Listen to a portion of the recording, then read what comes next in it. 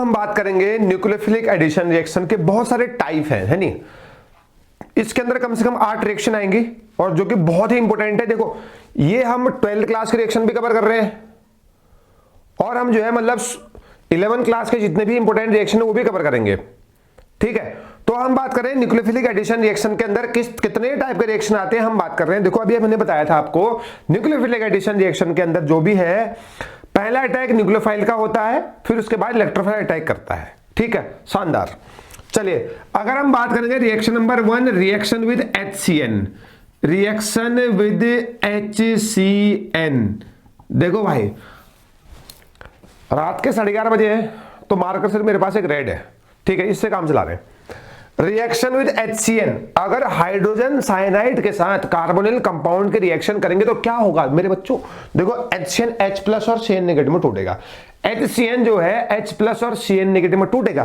देखो ये मान लो मेरे पास कोई एक कार्बोनिल कंपाउंड है, कोई सा भी, यहां आप H जोड़ दो, यहां CH3 जोड़ दो, इसकी रिएक्शन आप जैसे ही HCN के साथ कराए, देखो बॉन्ड ऐसे टूटेगा। अभी भी हमने बताया ऑक्सीजन पाई बॉन्ड को ले जाएगा, नेगेटिव चार्ज कार्बन के ऊपर प्लस चार्ज, हाइड्रोजन H+ और CN नेगेटिव, मतलब CN कार्बन के पास जाएगा और हाइड्रोजन ऑक्सीजन के पास जाएगा। कुछ इस तरीके से फोटो बनने वाली है।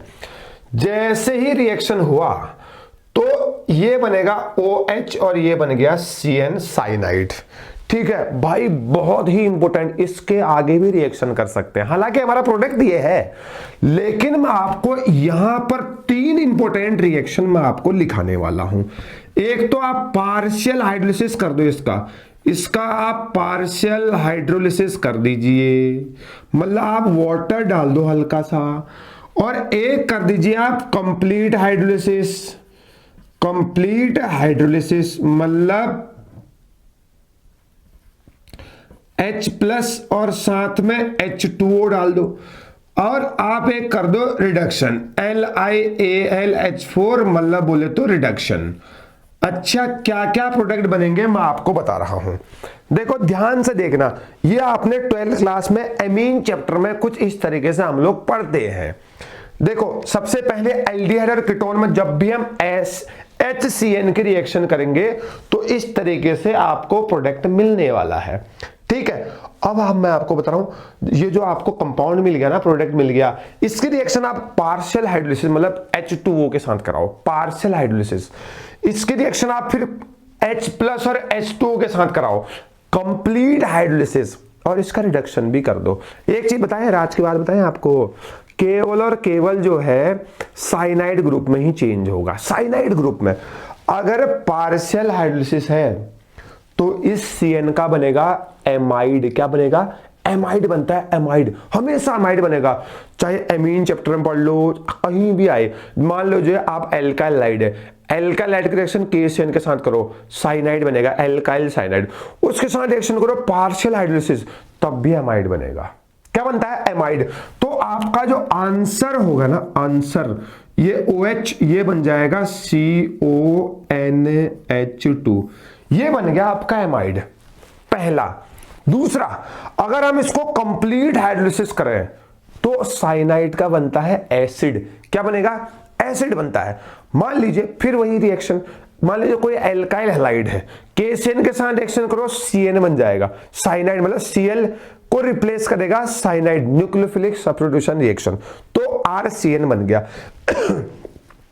फिर उसका अगर आप कंप्लीट हाइड्रोलिसिस करते हैं ना तो एसिड का फॉर्मेशन होता है। किसका फॉर्मेशन होता है? एसिड का फॉर्मेशन होता है। इसका मतलब ये जो ग्रुप है ना, यहां पे ये जो ग्रुप है इसका बन जाएगा एसिड। क्या बनेगा? एसिड बनेगा।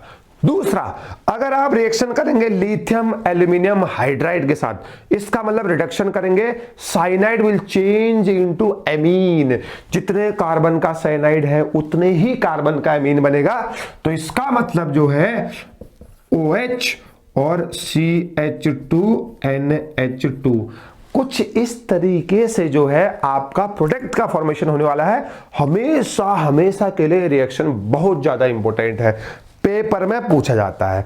तो साइनाइड का कंप्लीट हाइड्रोलिसिस करेंगे तो एसिड, इनकम्प्लीट हाइड्रोलिसिस करेंगे तो एमाइड, और रिडक्शन कर दो तो उतने ही कार्बन का अमीन बनता है। क्या नशा है पढ़ाई में, पढ़ाई करो। चलिए अब अगली रिएक्शन पढ़ते हैं, बहुत ही इंपॉर्टेंट, NaHSO3 मतलब सोडियम बाइसल्फाइड के साथ एक रिएक्शन करते हैं तो होगा क्या, सिंपल सा H प्लस बाहर निकालो, NaSO3 नेगेटिव, ये अटैक करेगा, वो वाला ऑक्सीजन के पास H जाएगा, ये बाइसल्फाइड व्हाइट क्रिस्टलाइन का बाइसल्फाइड कंपाउंड बनेगा जो कि कार्बोनिल कंपाउंड को नॉन कार्बोनिल कंपाउंड से अलग करता है। चलिए देखते हैं इसको, आप ध्यान से नोट कीजिए, मेरा चार्ज खत्म हो रहा है, मैं लगाता हूं इस पे।